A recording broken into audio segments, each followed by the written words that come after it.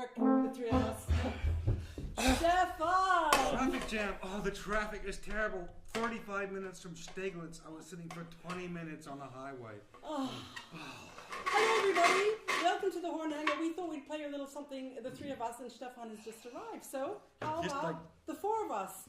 What do you think? Yeah. Should we try? Berlin's going to be like Los Angeles. Ready.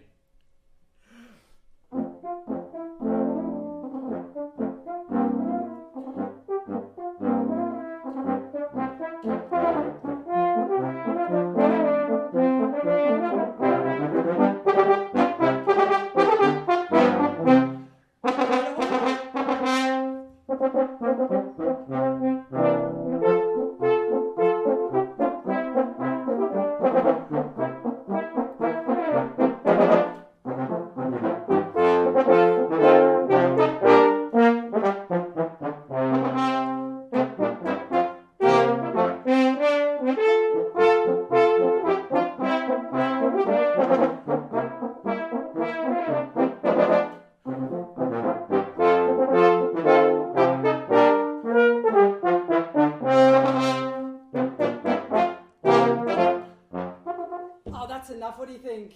Okay. You guys had enough of that? Klaus has had enough of that. Right.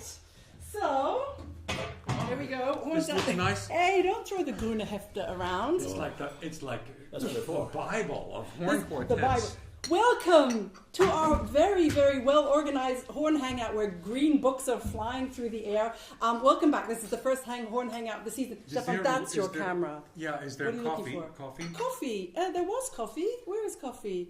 Coffee for Stefan. Okay, Can then someone bring Stefan that's a all right. coffee, please? I'll be okay. What do you?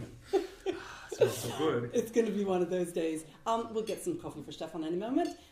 Welcome. There are loads and loads of you out there, and I can see it all in the chat. There's Australia, USA, my mom, Mexico, Taiwan. It's really quite incredible. New Zealand. And Tim is in Townsville, which is up by the Great Barrier Reef, I think. Tim, you're running the stream. It's in the middle of the night. How about Thuringia? Thuringia? Anybody from Thuringia out there? I'm not sure, but write in if you are watching. See if someone's from Durham, North Carolina watching. Anyone from Durham? Durham, North Carolina? Is that where your mum My lives? mom, maybe? Inverness. Inverness? Toronto. London? Elgersberg? Where? Dumpling Village? Dumpling Village, okay. We have some guests here. We have Stefan's son and his wonderful girlfriend, Dotto, at the back there. They're eating cake and drinking coffee. George and Jakob are doing the stream here. Hi, guys. Welcome. And lots of you on the chat. What would you like to know from these wonderful guys? Between them, how many years did we work out? 102. 102 years of service. Well, you guys look pretty good for that. Did you? Who invited her?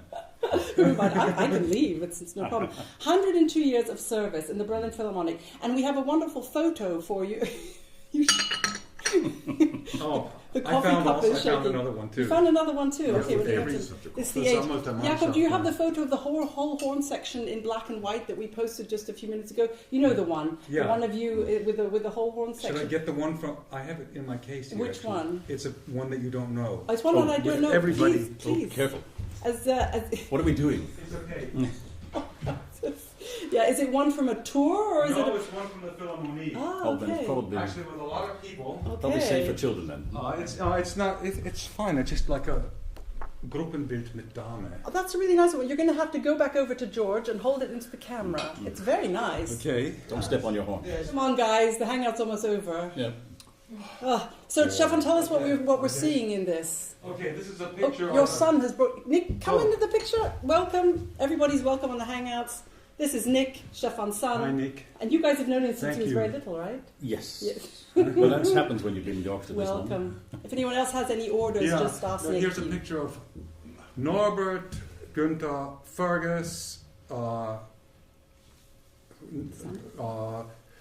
Günther Kupp's wife, Gerd Seifert, Klaus Wallendorf, Manfred Clear, me, Gerd's girlfriend, my ex-wife, Gerd's girlfriend, okay. 2 unknown people, and Okay. Katharina von Chock. Okay, well, we will definitely be posting this so you can get a good look at it. Jakob, did you show the photo of the horn section? We have the black and white one. You've had all that. 102 years. Which means, what years did you start in? I should know that. What year Well, did I started in 1978. And you? 85. 80. 80. Okay, so you're the I was going to say Yeah. the grandpa, but that's not a nice word. You're the Well, most experienced. I'm the one that section. started. I was also, I was 23 when I auditioned, so 23. yeah. With so a totally different haircut, right? I had like long hair back then, and then gradually became so that I just looked from the distance and it was long on the sides, but on the top it looked like there was nothing. So I just decided to match the sides to the top. Fergus also looked a bit different. We Yeah. have a very nice photo of Fergus and Stefan in the train, and you guys haven't seen that yet, but we will show you that afterwards. Where you had a lot of hair here, and you had a lot of hair here. Yeah. Yes, and it was red. It was red. Fergus looked Can you like George explain? Michael back in the 80s. George Michael. Well, actually, Oh dear. there's a scary photograph of a Yamaha poster. But today, Christina Masha Turner wrote on the Facebook post, she said, these days, this full beard is in, but unfortunately Stefan's hair in those days is not in again.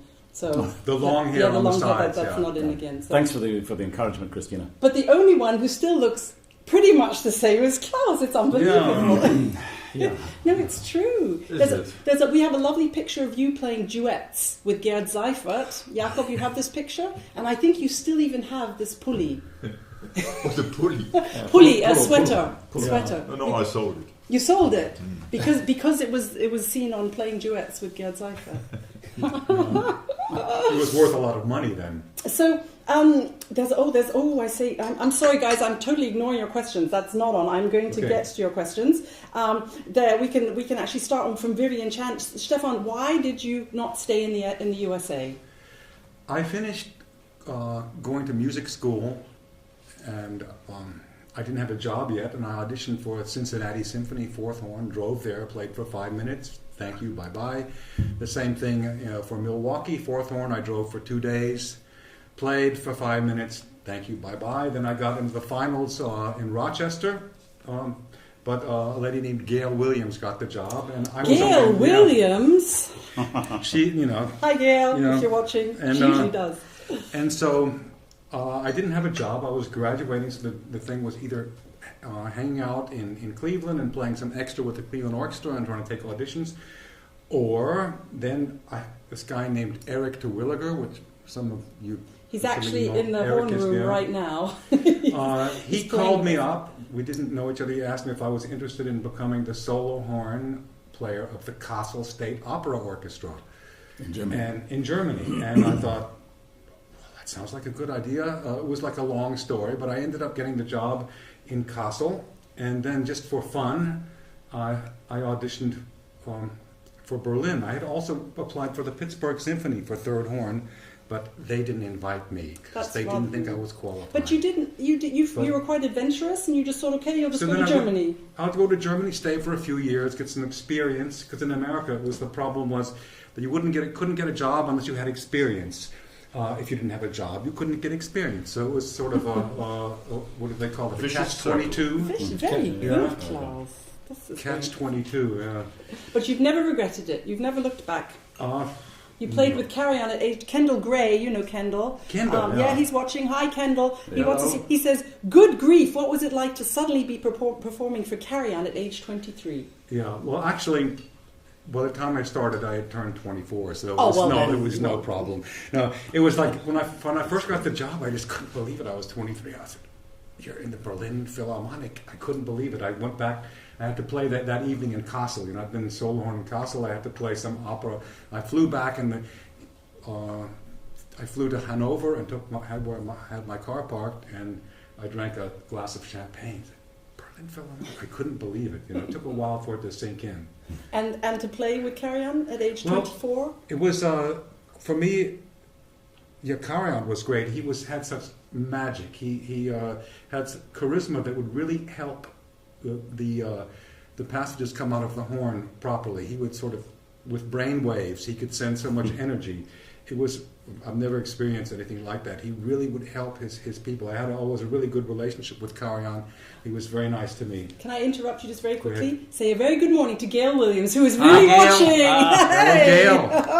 You need your Hello, coffee? Gails. Yeah, cheers. Cheers. Are you wearing your Horn Hangout T-shirt? I hope so. That's a great photo of Gail in her Horn Hangout T-shirt.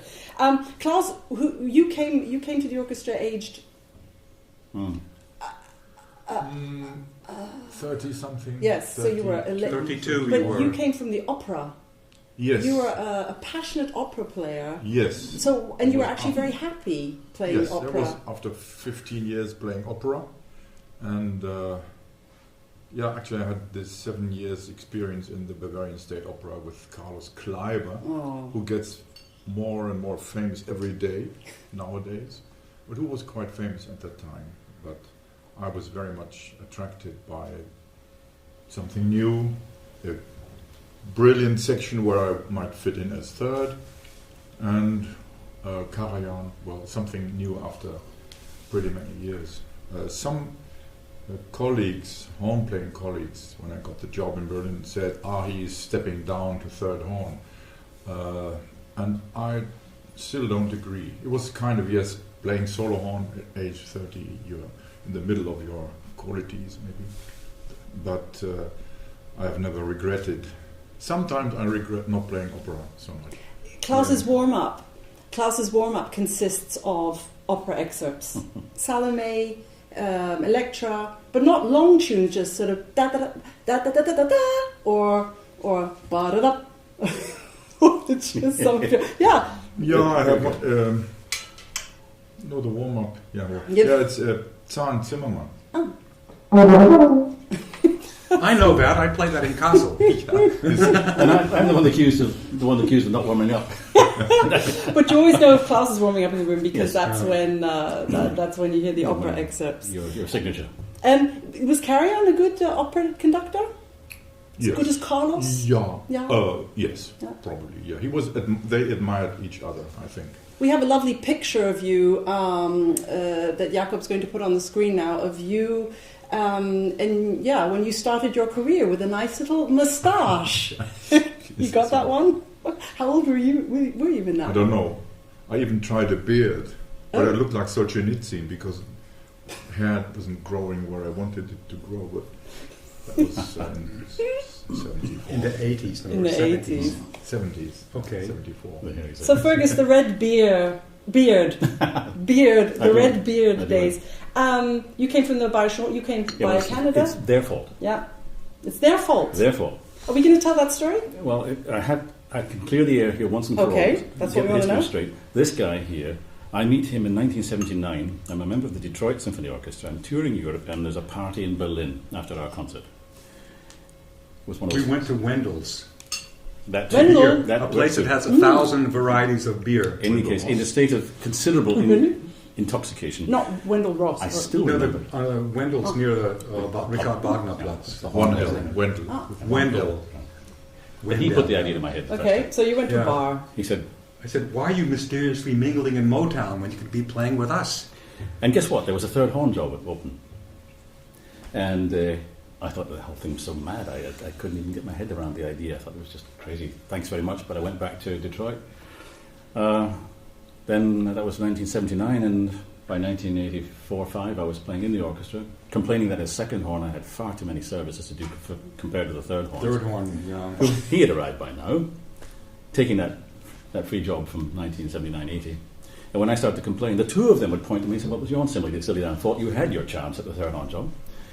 But no, it was Klaus who came to a place called Pidding, Peeding, yeah. outside Salzburg in the Easter of 1984. And there was a chamber music evening organised with a mutual friend. And we came You out with your from van. and we came with our camping bus and parked in the backyard of Theo's house. And we all played chamber music that evening until the very small wee hours. And I didn't realise that I was actually being scouted by him. We went back across the border to the orchestra. Back across the And border. then apparently, very shortly after that, I received an invitation to audition. You hadn't applied. I did eventually have to because it was required by the bureaucracy, but no, the idea It was... went quickly. Yeah, but these two guys are So primarily responsible for making what was this chamber music evening like, Klaus? What do you remember about this Canadian I Scot? can't remember. I can. I don't know. Mozart It string was- quintets. You and I played the viola parts, Probably. What? Yes, because it was And- there were two viola parts, and Theo and played you like second. this. we did the Beethoven sextet, and I couldn't play the second horn part as well as he could, so I played the first part and he played the second. Really? Longer. You never told me that. Longer We could have ago, swapped all these. I forgot. Don't do it like that. Oh. And he came to Berlin, and I remember he stayed at your place, don't you? And he had coffee before the audition. Yeah. Fergus, I got to tell you guys, Fergus is a bit of a phenomenon. Fergus has to drink coffee before a performance, otherwise. And we ask him as well. We say, Fergus, have you had your coffee? Because otherwise, you get nervous if I haven't. Yeah, I get nervous if you haven't drunk your coffee. And you guys, there are Jerry has just said. Jerry from New York says, "Hope you guys are being paid for this. Great show. Don't put ideas into their heads." Felipe says hi from Lisbon. Howard Pink from Nashville says, lovely to hear such fun stories, horn stories from wonderful horn players. Hi, Howard. It's great, and we know all these people. Trajano Schlechelund, I still can't pronounce her name even after all these hangouts from Sweden. Hello. Nick in Tasmania asked, did Stefan overlap with Hector MacDonald in the orchestra? No, Hector was in his probation year 2 years before I was, and then he went to the radio orchestra, and the year before me, Engelbert Schmidt was playing for a year, second horn, also in probation. Okay. But I didn't overlap. I came there the year after Christoph Kohler left to go to, I think he went to the radio orchestra then as first horn, and then the third horn job was open, and so then that's when I came in I just saw 1978. Hector in Sydney this summer. He was playing great. the Australian World Orchestra. Still sounding really great. Fantastic, really yeah. great. Maria is watching, Rubio Navarro, who was just playing with us hello. last week. Hi, Maria. And Mikhail Emanovsky in Seoul Philharmonic. He sees all the cakes. He wants to know where the kimchi is. There's a question from Jeffrey Cook saying, what's changed the most in the horn section during your time as members? Girls! I had to give you guys that one. What would you say, apart from the obvious? Our age has changed so much. Yes. No, it's not the inside of the horn section. It's looking out of the horn section at the rest of the orchestra and seeing how much younger they've all become. We're not exactly the youngest horn section in the world. No, that's... What, look, the three of us right here. Speak for yourself. Oh, yeah. No, but the three of us. Yeah. Almost half the section. It's like three Yorkshiremen. I think one thing that has changed is the atmosphere inside the section. Tell us about that, Stefan. We used to have sometimes a little bit of stress every now and then. What caused that stress, Stefan? Yeah, I have to get to that. It's what people want to know. Okay. They want to know about the Berlin Philharmonic horn section, how it was in the old days. Stefan, tell us about it. That just seemed to be certain elements that sometimes there was like people arguing, and sometimes it would be a lot of fun, and then it would be stressy. I was misbalanced all the time, I admit. What does misbalanced mean? I don't know. Doesn't it exist? No. Okay.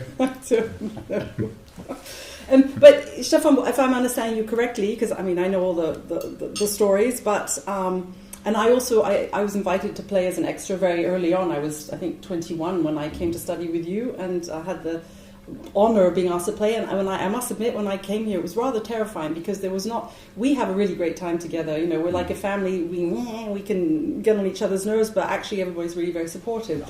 But when I was, just admit it, Fergus. They don't like to admit that it's actually quite nice here. But the first time I sat in this orchestra, it was a horrible atmosphere, I must admit. There were these amazing players, but everyone was scared of the first horn player, who didn't seem to like me very much either. Shall he remain nameless? He shan't. The most wonderful, fantastic, amazing horn player, Gerd Seifert. Yeah. But he wasn't very nice to me. No, he could be really nice sometimes and very charming and a lot of fun to be with, and then sometimes he would just switch to another side of his personality that wasn't very pleasant. He would really be demanding his thing. You were as good as your what you delivered. If you didn't play well, if you missed a note, you were a bad person. Really? It was like, it was rough. So we just had to get out of the habit of missing notes. And things got better. It just, if you spent the same effort blowing the thing into the horn. It's not any more difficult to play the right notes than the wrong notes if you make the effort. So we started getting in the habit of not missing. Of course, the danger there is to play too carefully. We don't want to do either. So one has to go for it and not miss. That was the thing. And what was the best thing about Gerd's playing? I liked everything he played because I adored him. He was one of the reasons I applied. Give him the next Horn Hangout to explain his. No, I really. And he was a difficult person, but I knew this because he was the direct colleague of my teacher in Düsseldorf. He had spent, I think, 15 years as a principal in Düsseldorf, where he started age 17, then went to Berlin. And this is why we were pretty close from our private history or professional history. So I tried to switch in, and I was scared too, but not every day, maybe every second. He was a great player. He really was the most amazing player, but I remember I got to play second to him once. I don't think he was very happy about that, but I noticed, I use all my air, but I have to breathe a lot more often than you guys do, just have to do it cleverly. But sitting next to Gerd was a little bit difficult because he had to breathe even almost more often than I did. He was very small. Yeah. But he did it so cleverly you couldn't tell. But I just noticed that as being a frequent breather as well. I think it's a bit of a shame that the media advances that we've gone through now, in particular with digital concert hall and so on, but there's very little filmed evidence of actually seeing, where players can actually see Gerd Seifert in action, close in with good detail, because he was a remarkable, almost the perfect picture of the perfect technique. And you know me, I don't believe in technique, but there's this guy who actually did everything the way everyone talks about it. And in spite of his small stature, he was able to use air so efficiently. How tall was he? Was he about 165 or something? Something like that, yeah. As tall as me.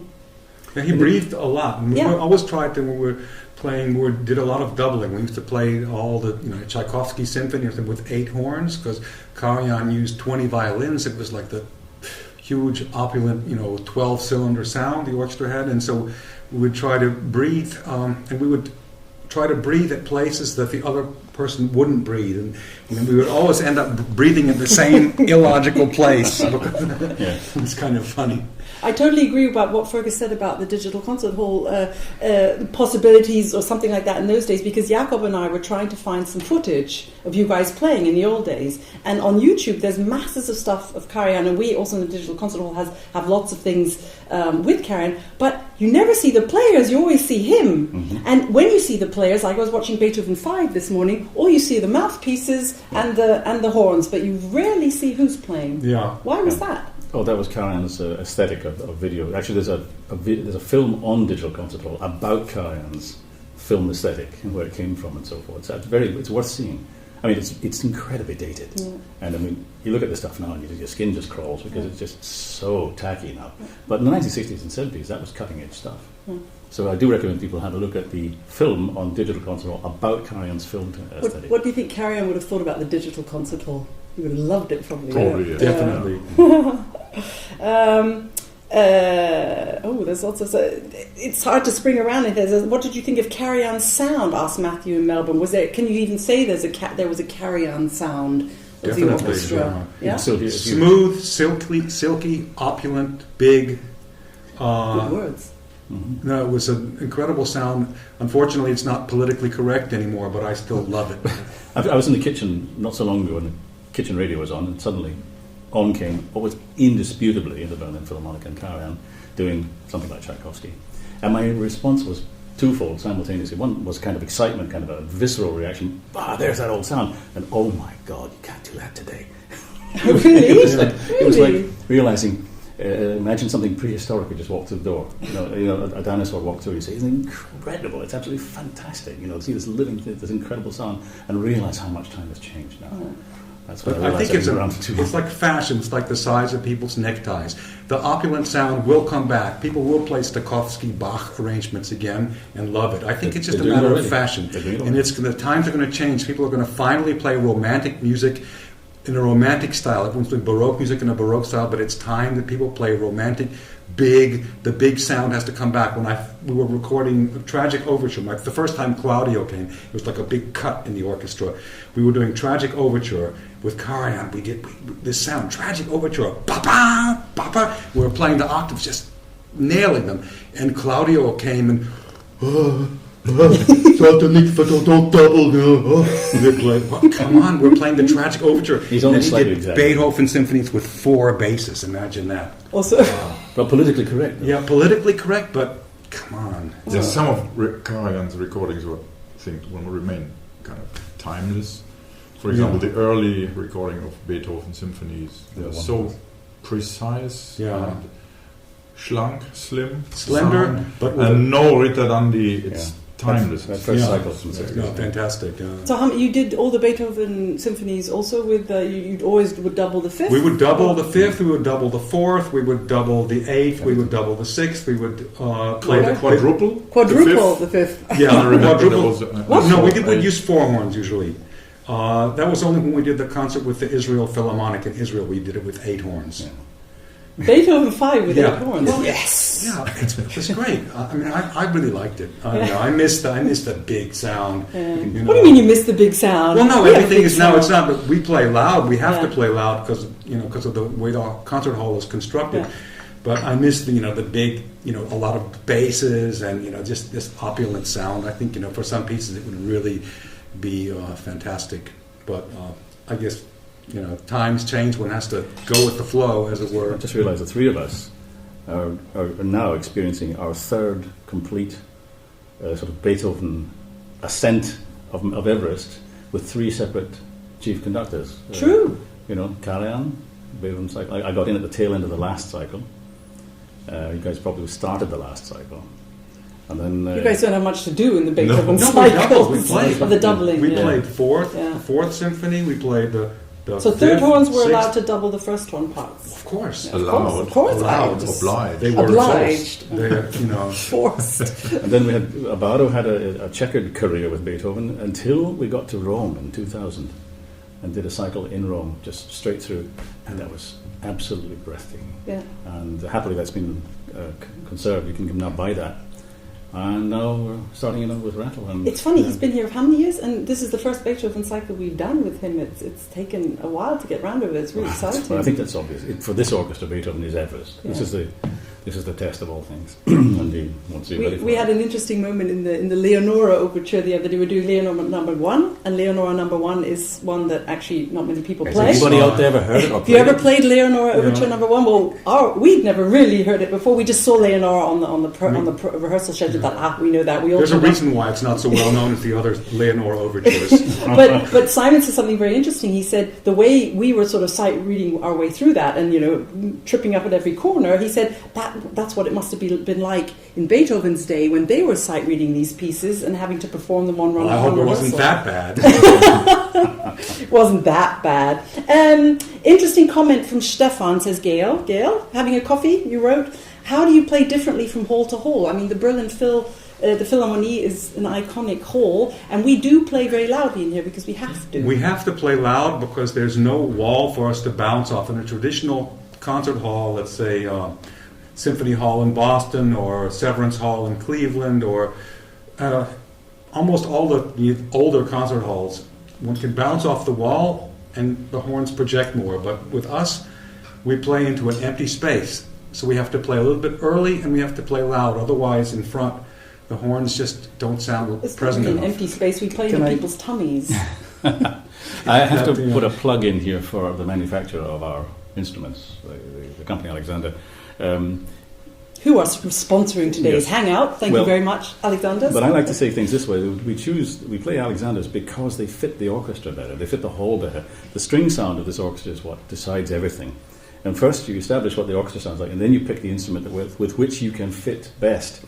And in the Philharmonie, and with this incredible string army that we work with, I find that our Alexanders project also forwards, which is something because we have no reflection surface behind us. So it's the instrument that has the best properties for working in the Philharmonic. It's a question that came in from Fred in Florida. Thank you, Fred. Please tell me about the choice of horns in the Berlin Phil. Has it always been Alexanders, and why? Did you come with an Alexander horn into the Berlin Phil? Yes, I bought one a week before that. No, I had in Munich. I had a Paxman triple. I now regret it a bit, but I got the same sound, I think, and then I had to switch to. You came with an Alex, a K model, and you played a K model till 3 years ago. But there was no philosophy behind it. No. Yeah, well, So you came on an Alexander's, but you. I did my audition on a Con 8D. Yeah. With a Giardinelli mouthpiece, very American style, Cleveland, New York. And then Gerd Seifert said, congratulations. And after I was, for what? You have the job. Just get a German horn and a German mouthpiece. So I was looking around for a German horn.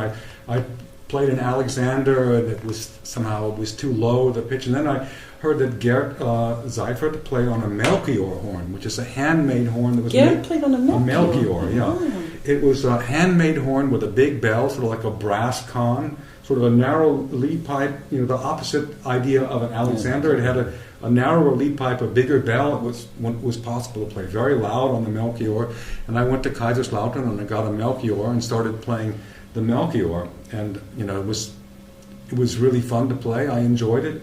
And I could play really loud on it. And then gradually people switched to an Alexander, and I was working hard and playing loud, but no one was thanking me for playing loud. So I said, why should I do all this work? Just get an Alexander, fit in this section, do my job. And so I think in 1989 we started, I played the Melchior for a long time, and then we played Yamaha for... Yeah, there's a poster of you guys. You sent me the photo. The poster of you guys all playing Yamaha. We played, yeah. For a couple of years, they had the 667 model, which was a very good horn. And why did you stop? Somehow we blew them out. The horn blew them out. The horn was made. My theory is, I'm not sure if it's true, the metal they got in Japan was only annealed brass, and so it was softer, easier to work with, but not as hard as the brass. And after 2 years of playing, the horn just didn't have any. It seemed to lose its focus, lose its power, and then. So then we started all playing Alexanders then around 1989, 1990. We also did Gerd a favor with the Yamaha and then tried it out. It was not so bad. We tried it out. Yeah, they were good. But I didn't like later on I switched back to Alexander because I found where I sit it sounds well, but not far away. They told me don't play that. Again, that's what I was talking about before, the lack of projection. Yeah. So, I liked Gail's question because it really is true. When we play in every hall we go to on tour, we do. Well, we do have to adjust. Let me just everyone does. Add on to my earlier comment. I think with our 103s, we are able to play in more halls without too much effort. I can imagine playing if I was stuck with another instrument which was less flexible. I could have a great deal more difficulty working in a stranger hall, which with some strange acoustic property. Skipping around, Chris in Denmark says, if only 4 horn parts are scored, who gets to play and how do you decide? Well, that's an interesting question because every horn section, I think, does it differently. We don't have one person that decides. Reveal the trade secret. Which is? Well, first we get together and say, who wants off when? Who wants free? Who needs free? Who has a gig or a vacation or something? And then once you've got all your free time organised, then we look at what's left and say, okay, you play that week and I'll play this week. And then at the very end, we open the book up to see what the repertoire is. Unless, of course, we have to watch the number of players. That's true. We do decide before we know the repertoire. And so if you're really unlucky, you see something. Sometimes Klaus and I would say, no, well, you did the Brahms. There are a few pieces for third horn that are interesting to play, like Brahms Piano Concerto. So you played last time, so I'll play this time or something. Sometimes we'll switch off if we both would have time and would like to play something. We would like flip a coin or something. Well, the answer to the question is it's totally flexible. It's total rotation. It's random and very much a matter of personal requests. There's no system. Aaron Dunn says, Fergus loved your book. Thank you. There you go. Alison Atwood wants to know, how old were you when you started taking horn lesson, Klausie? Me? Yes, you? Horn lesson. Maybe. Did you take horn lessons? Did you ever take a horn lesson? Or you just play? You just were born that way. Yeah, maybe 11, 12 or something. 11 or 12, Fergus? 11. 11. I started with the cornet, made my way via the trombone and the trumpet to horn. I started when I was 15. Multi-talented. That's why I like so loud. Yeah, that's where it came from. And I started when I was 14, after having played the piano. That's why you're so civilized. Yeah. Well, I'm so civilized, yeah, right. Kendall, Gray, and Gail both want to know about, can you describe the influence of your mentors? Who were they? Mentors, Klaus Kleiber? Mentors? Yeah, mentors, not mentors. Who were your mentors, Klaus? Non-musicians, right? So jazz... mentors? Yeah, who I know the word, but I don't know the mentors. Who influenced you, horn playing wise? Horn playing wise, my first teacher, Paul Witz, influenced me, gave me motivation, and my second teacher, who was the colleague of Gert's, the same position, gave me my ideal of sound, which is very similar to Gert's sound, by the way. We've just said how wonderful a horn player Gerd Seifert is, and that means that you are a wonderful horn player too. It's true, actually. Mentors, Fergus? Oh, so many. I'd like to doff my hat to Ifor James, who, after I'd been pestering him for several trips to the pub in the summer of 1977, trying to squeeze some tips out of him about how to teach and, basically how to help other people. He said, look, just finally at the end, he said, look, stop getting your knickers in a twist. Your knickers in a twist are wonderful English. Said, just tell them to get on with it. Yeah. Just get on with it. Yeah. If you think about it, folks out there, that there's so much wisdom in that. It has meant so much to me. I think about that every week ever since. There's so much truth in that. When we sit there getting all tied up in knots trying to work out our technique and interpretations and all the other stuff that makes horn players go crazy, Ifor's advice is priceless. Just get on with it. Just get on with it. Yeah, good advice. Stefan? So my mentor, the first recordings I heard were those of Dennis Brain. So I would say an unknown to me mentor as far as the sound and the way of playing. I really loved Dennis Brain. Then I must thank Fred Bergstone when I was in high school, who gave me a good professional start. And then my main influence before I came to Berlin was Myron Bloom, who I studied with at the Cleveland Institute of Music. And when I got to the orchestra, I still didn't know everything, so I really learned a lot from Gerd Seifert and Norbert Hauptmann, the two solo horn players, and I just sort of learned as I went. I had to learn the fingerings for the B-flat horn when I came here, because I was playing everything up to third space C on the F horn, so I just had to really learn Norbert loved as I that. went. Norbert loved it. F-horn. They liked that I played the F horn. Let's get on to Norbert. I've just got to say good morning to Barbara Justline Curry, who's watching in New York. Good morning, Barbara. See you soon. Yeah, we're going to see you very soon. I just love it when people join in from everywhere. It's such a good. Norbert Hauptmann, for me, really one of the best horn players I've ever heard. He was not an easy person to play next to. He was a very a word to describe it? Nervous. Yeah, I was trying to look up a word, sort of wound up. He was just a very nervous, insecure sort of person, but his sound was unbelievable, magical, wasn't it? I mean, when Norbert played a solo well, it was the most beautiful thing. And he rarely he was very accurate. He would do anything to avoid missing a note. But his warm up was really something to be. Usually during his warm up, most people would leave the room. Yeah, it will last. But it was all F horn, and spit. It was really good. Yeah, that's something that should have been recorded on video. I've got a recording on video of Norbert putting on his Kammerband, but he couldn't do this because his tummy was so big. So he put it together, then he put it on the floor, and then he'd step into it and then pull it up to get it over his tummy. Yeah, this was the first, wasn't it? This was the warm up. Yeah. That's everyone together. All right, okay, everybody, the Norbert Hauptmann warm up. Yeah. The Norbert Hauptmann warm up. Okay. Ready? One, two.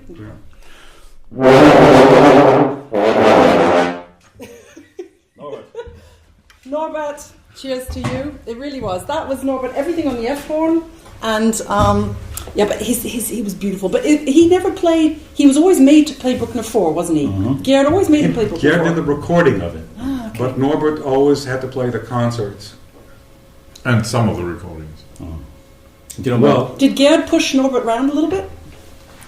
well, Gerd was there before Norbert. Gerd called the shots, and Norbert usually did what Gerd asked him to do. It was a very easy relationship. For those of you out there who are second horn players or would like to be a second horn player, I want to remind you of a small story. I was not yet under contract. That was the summer, the Easter of 1985. Tenstedt was conducting Fourth Bruckner. My first experience of Norbert in the orchestra. And I'm sitting there and I'm seeing him getting ready for the entry. And all he's doing is speaking, he's talking, he's swearing under his breath. The strings are starting to tremble. Tenstedt is looking terrified and he sees Norbert. But before that happened, I thought he wasn't going to play.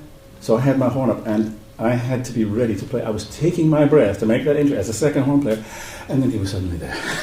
Then I learned afterwards that's the way he operated. He would swear at the conductor. No worries, he would be there and he'd get that note. But before that, the 3 seconds before that, Should have been the other way around. Yeah, That's true. yeah, that's really calm. Norbert used to have. never. Norbert had so much grit and gravel and fog in his sound if you sat next to him, really, didn't he? Well, that was later. Before that, Yeah, but it still sounded absolutely amazing outside. But next to him, it sounded like 20-30 meters away. a radio station on the wrong channel. There's a lot of theories about that too. That this contributes to the projection. If you remember the solo flute player Karl-Heinz Zöller, who next to him it sounded like there was a windmill going in a turbine, whooshing sounds, and yet just not so very far away by the edge of the stage, it was already this magnificent golden flute sound. Oh. Speaking of flutes, woodwinds, Lisa Nelson. You know Lisa? Oh, Lisa. Lisa's watching. Jeff Nelson's sister, amazing player herself. Hi, Lisa. Good morning. She says, thank you, Fergus and I for James. She liked that bit. Morning, Lisa. Claire from New Jersey says, thank you for holding these hangouts. I'm going to see you all at Carnegie in November as my 18th birthday present. That's nice. Simon says, it's worth mentioning that for so many in the chat, you are all examples of the ideal sound. Thank you, Simon. That's very nice of you. Steve Mead is watching, and also, Steve, that's for you. Good afternoon. And Barbara says, very interesting topic. She's wondering why the American tradition is so based on the F horn, such as Stefan said, and it seems like the European tradition of teaching is B-flat orientated. Why? What was it like? You don't agree? You played a lot of F horn. I don't know if I could agree, but I did differently. Yeah, I think it's a generation thing. We three all have our horns lying in F. You do too. Yeah. Sorry. I'm implying that you belong to my generation. That's okay. But, fine. but when I joined, and I was the last one to join. I mean, anyway, Gerd played with the horn in F, Norbert in F, you, Stefan, me, Manfred. Yeah, that's true. Yeah. There were two players who had come to the orchestra on B-flat horn. That was Kopp and Kranz, I think. Mm-hmm. And they were the exception. And so it was basically, until our generation, you played F horn. And then the move to B-flat is more recent, isn't it? Mm-hmm. Yeah. That's my impression anyway. But I still think that good reason to keep the horn in F and press for B-flat is that when you're playing in the upper register, playing on the B-flat horn, which is most of the time, that you can hold the horn with the thumb as well. You don't have to have the whole weight hanging on your little finger. So you can hold the horn. You have more. It's simply more stable. If you press, you're holding the thumb valve and holding a little. You can hold it in one hand like this. If you try to hold it with one hand and not press the thumb valve, it's very awkward. It's just my theory. Yeah. But everyone has their own theory. We all play like that. You too. Huh? Everybody. It's kind of hard to answer the question in a helpful way because it's what we do. Yeah, we play an F, so. Oh, Elizabeth Hillsdorf from our press office says, leave us some cake. No, we won't. Richard asked, when you audition for new members of the section, do you audition for personality and blending with the great camaraderie? We don't really know about that while we audition, do we? Well, sometimes we do if we know the people. If we know the people, yeah. But that's still, they've got to play a good audition. You look pain. I haven't understood the... Oh, Ausländer. When we audition someone... is it just as important as how they play as how they would blend in as people in the section? That's what they want to know. How could we tell? Yeah, we can't really tell At the audition, it plays no role at the audition. Well, we knew that, for example, Andre I knew that he was a good guy because I knew him before. We didn't know. But it's not a priority, I don't think. It's not. First, the main thing is the artistic performance in the audition. Even if we know someone and they play really well, if they don't play an audition, it's really when the strings decide. They're the ones who have the final vote. It's everyone has one vote, and if the strings say, "Sorry, this wasn't good enough," even no matter how much we like someone, how much we know they're a great player, they're not going to get the job. You know, that's the way it has pluses and minuses, but it's really one has to really convince the orchestra on the day the whole that orchestra, you're the person, not just a panel. There are like 60 or 70 people deciding on people we hire. It's not just the horn section, unfortunately. Is camaraderie a negative word? It's a very No. positive word. I think what Richard was saying is that he loves the feeling of camaraderie that he gets from us, and that it's important. That's why we have a trial period, so that we can. It's important in the trial period that someone fits in personally. I can imagine the next question coming in. You've had a trial period, and you've got this phenomenal horn player that you really want to keep, but he's not, or she's not exactly the nicest person. What would we decide? And I think That's never happened. it has. It's just a theoretical, rhetorical situation. But we'd have to say the artistic standards come first. They do, but I think horn players are such. It's very important, at least to me, to have harmony in a section. And you guys didn't have that for quite a while. I mean, Fergus, you're the sort of person. You sat next to Gerd Seifer. You didn't speak one word to him for 5 years. 5 years. Can you imagine that, you guys? Can you imagine second horn sitting next to the first horn? You did not speak one word for 5 years. You can do that. I couldn't. You couldn't do that either. You would suffer. Or do you think you could? I won't be able to try anymore, but no, not really. No. Not during rehearsals. Yeah, but I think it's important what happens off stage as well. And I think that if someone really doesn't fit in as a person, But I prefer this horn group. yeah, yeah, But you could have lived with. it was the way things are, and there are lots of groups around the world, not just horn groups. Life in an orchestra is a tough place, and there's 100 people, and out of any group of 100 people, you cannot expect that everyone's going to be friends. And professionalism requires that you do the top. Try. Yeah. You can try, but even if you don't get along with somebody, you still have to do your best. North Carolina, Durham, North Carolina. Okay. Carol Cantrell. Good morning. Do you know her? Well, you do now. You're friends Okay. now. Ausländer. Lisa just picked up on the Ausländer. Was there a problem with the vibes as you came from another land? What about? Did you guys feel that in Gerd's? No, Gerd's time? I must say that the horn players and also people in the brass section were very nice to me when I first started, and very supportive. And because I could speak some German. If I had a beer, my German was even better then. So I had a few beers, and my German was pretty good. So we had a good time. When I first came to Artistry, people were very nice. Of course, it was a different atmosphere. People still came to rehearsals with suits and ties, and I bought a lot of very conservative-looking clothes. What? Yes, I never wore jeans. I would always wear cloth pants and regular shirts. I had my hair cut like a banker, and I tried to make a very conservative image. Do you remember him like this? No, he was before me, but I can't remember this. It was like the first 2 years, and then. So Ausländer is the word for foreigners in German. So Ausländer means foreigners. So, but it was never really a problem, was it, being an Ausländer? Not for me in Not for Geneva. But now you're an now you're an Ausländer. Yes, we have 50% Ausländer. Yeah, Klaus is a foreigner in his own horn section. Yeah. It's good for the language. You remember the one rehearsal where we were sitting there? It was Alan Jones and you and me and you. It was Big Horn, you and Joe. And somebody said T, and Gerd Seifer had an absolute fit because we were speaking English in the rehearsal. The one syllable T. Yeah. He didn't like that, did he? Could he speak English at all?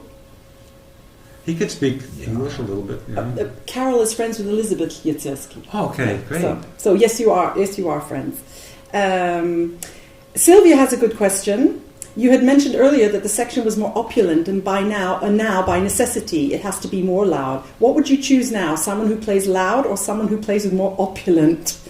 plays more opulent. Personalities can change the whole artistic enjoyment. Gosh, we're getting very philosophical I today. wouldn't say here. that the horn section is played louder now. The strings were more opulent because there were more of them. It was more like 12-cylinder engine compared to a 6-cylinder engine. And we played loud back then, and we play loud now. I don't think that's really changed. But the question, one has to be able to do both. Otherwise, that's why some positions are open for such a long time. It has to have the loudness and the opulence and the sensitivity and the accuracy, and then it's all right. And I think the trap, or at least the place where candidates who are working to get into the orchestra have the greatest difficulty is playing quietly enough. Being able to play loud is an art unto itself, loud and well and beautifully, but to play quietly enough, and we have extremely quiet dynamics in this orchestra, and incredibly quiet, incredibly transparent, almost dematerialized, and that's Terrifying. not easy to do on the horn, or on the trumpet, or on the low oboe and these things, and that's what our colleagues are pretty good at doing. Yeah, this is true. A couple of questions about auditions. What was your audition like here? Was it Which one? Which one? Why? How many did you do? I had 2. Oh, you had 2. Of Yeah. course Did you have 2? I had 2 too. Yeah, you had 2. That's a weird 4. Oh, God. Yeah. I just had one. I had the job in, don't know, was it December? No, January. The orchestra said you have the job, but you have to play to Herbert von Karajan again in 2 weeks' Did time. he have veto right? Could he have refused you even He though the could have, orchestra? Yeah, yes, Sure. this was Yeah. the reason why. I don't want him. Yeah. Could have said that. Really? And so you have the job, they said, and I said, what if I don't, if he doesn't like my playing? And they said, that never happened. Oh. So Everyone is always like your play. And then you had to really did you play for him by yourself, or did you have no, to? it was an interval in the big hall, Philharmonie, recording interval. Yeah. There were people around, not many, and him. And he What said, did you have to play? Rheingold beginning, a little bit softer, okay. Brahms First Symphony, the solo, first horn solo. Brahms Third Symphony, the solo, ba-ba-da-dee-da-da. And he wanted to find out if I have fantasy enough to change something. Yeah. Loud and leise.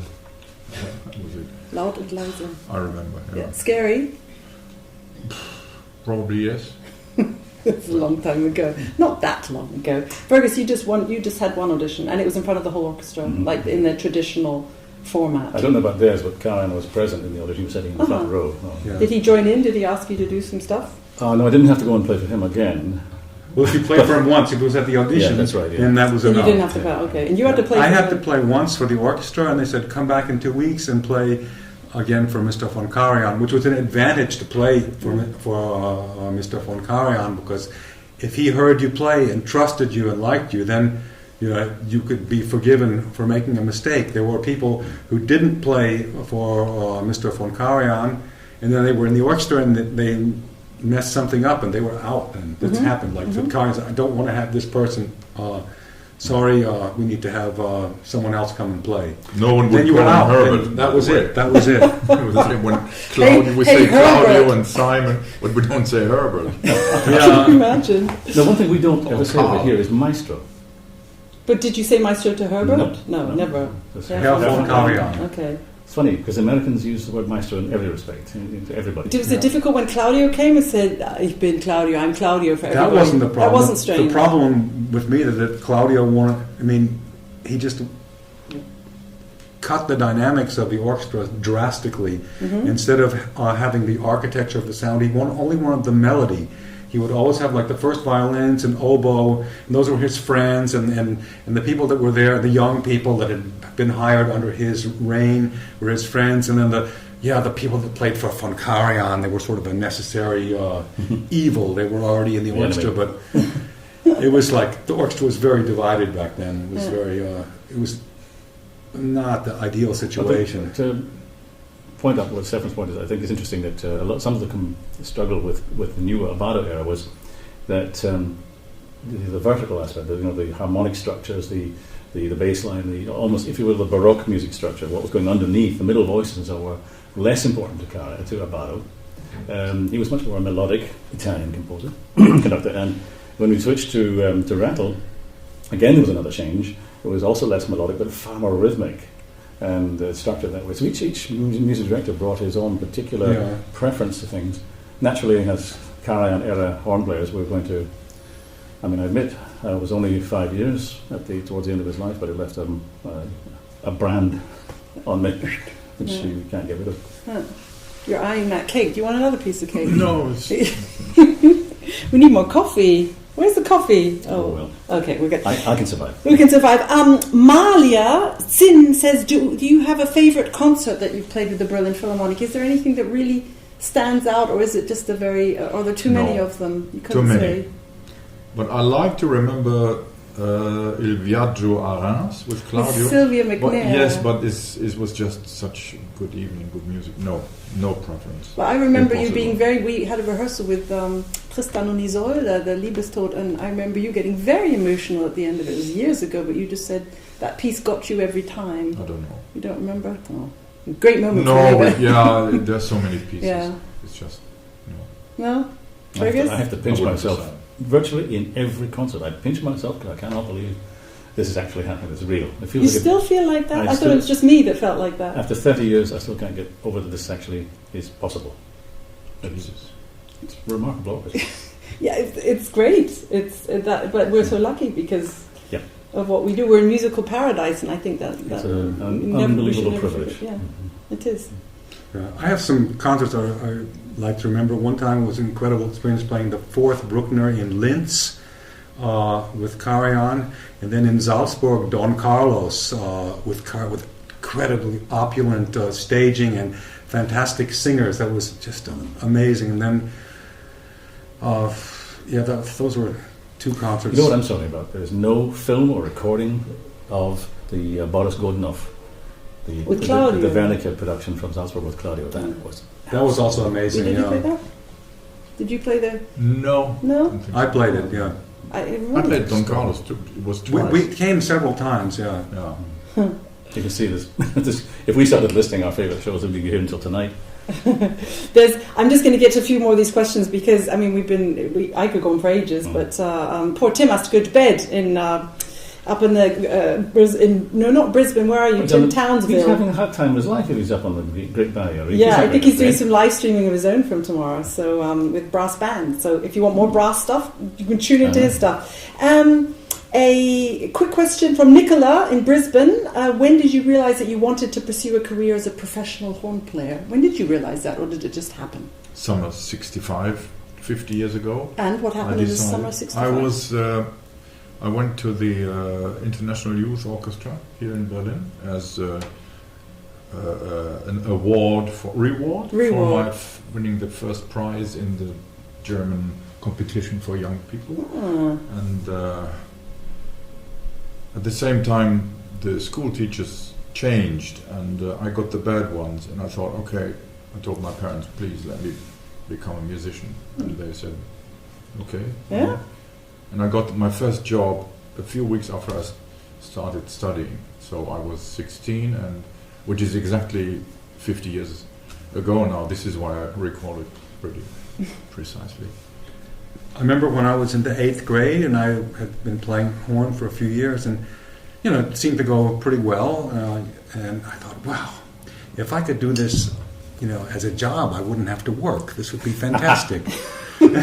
So then I went to the North Carolina School of the Arts for high school, and when I was 17, I had my first job that I got paid for. I got the job of assistant principal horn in the Greensboro Symphony, and I did this, for 2 seasons till I went to Cleveland, and so that I started actually playing professionally when I was 17, and I just, you just knew great. it. I just thought, well, I hope I can get a job. When I was going to college, audition, that's really difficult. We were joking with someone, we're going to end up, we'll see each other in the Saskatoon Symphony or something, But in college, I was one of the better ones, so I was hoping, maybe I'll get a job, and then I was in the right place at the right time, so I ended up here at an early age. Not a bad career move, Stefan. And Fergus, when did you know? Oh, it was an epiphany experience. 31st of August, 1957, Edinburgh You're so Festival. good with your dates, yeah. Yeah, well, it's easy to remember that Oh, date. okay. Don't forget the 69 not encountered. Yes, well, it comes out in a minute. That's really funny. 31st of August, 1957, Edinburgh Festival. My first concert ever. I went with my mother, probably because the babysitter failed on her or something. And that's the night I decided to become a professional horn player. I want to do that. I want to be a horn player like that man on the stage. And that man on the stage, Fergus, was? Dennis Brain. It was his last concert, wasn't it? Yeah, amazing. And then he got into his car after that concert. And Tried to drive to London and almost made it home. Yeah. A very sad story. you heard that concert. Amazing. That's a really epiphany moment. Well, I mean, I've had 3 children of my own now. I've got grandchildren, and I worry about what did my mother go through, having to listen to this little twit saying, "When I grow up, I'm going to be a professional horn player like that man." And she'd say, "What would you say?" You know, then that cute and that's sweet. Yeah. And it happened. And it happened. And then there was Erica's Pub in 1969. Another pub. Okay, what happened in Erica's pub in Called Kreska 1969? Pub, do you remember? Chris? St. Moritz? Yes, but we never met, but we could have met. Well, we had beer there. You did I meet. don't know. Yeah. You forget that, or No, we- another we- one we- you we forgot. forensically reconstructed that evening. We didn't actually meet, but we were in the same pub, drinking the same beer at the same time. Really? Wow. I was That's playing- spooky. I was playing percussion then, Right. because of my tonsil operation. I had the That's your excuse. snare drum part in the Sombrero de Tres Picos. This was an international youth orchestra festival, chaired or at least patronized by Funkar. Yeah? Members of the orchestra were actually in St. Moritz recording the chamber music of Mozart, including, I think, the horn concertos with Seifert and other things in the White Church up on the hill. Same year. And we were all kids, teenagers and late teenagers, early, college kids. And we were there at the same time, 1969. And a Fate. few years later, 1985, we wound up colleagues.